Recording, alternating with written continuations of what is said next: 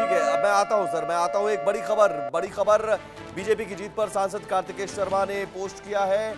X पर उन्होंने post करते हुए लिखा है, सम्माननीय जनता जनार्दन को बधाई, देवतुल्य कार्यकर्ताओं को बधाई।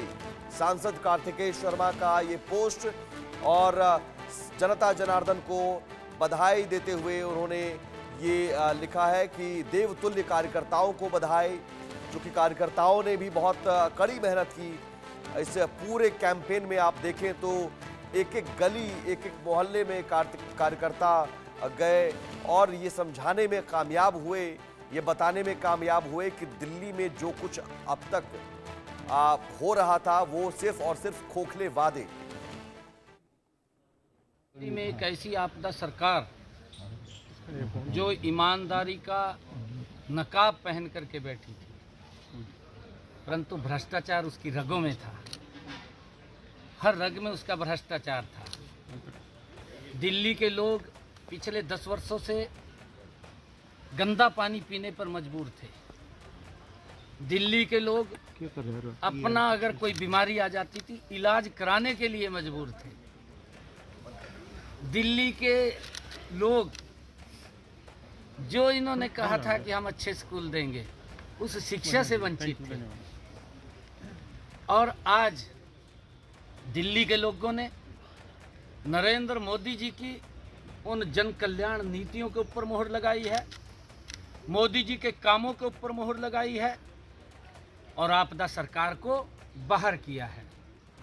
अपनी कमियों को छुपाने के लिए केजरीवाल साहब अपनी कमियों के आरोप दूसरे के ऊपर लगाने में माहिर थे और दोनों के दो, कांग्रेस और केजरीवाल, एक ही थैले के निकले व्यक्ति हैं। केजरीवाल का जो विचार है वो कम्युनिस्ट विचार है और उस विचार को उसको अपने से मतलब है, दिल्ली से कोई मतलब नहीं था।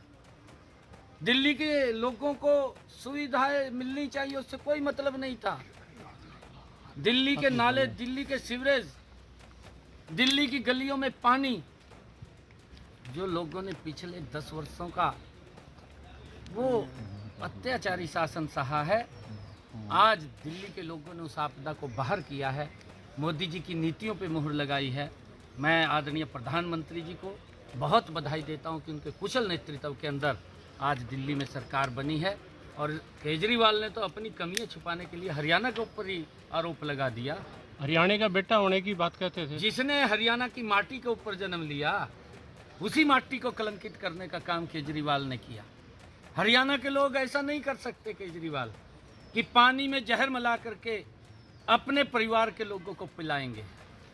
आपने काम नहीं किया, आपने वो सुविधा नहीं दी, अपनी सुविधा बढ़ाई है, अपने लिए काम किया है, दिल्ली के लोगों को उससे वंचित रखा है। के नेतृत्व में डबल इंजन की सरकार गति से लोगों को हमने कहा है कि हम पर्याप्त जल भी देंगे और स्वच्छ जल भी देंगे।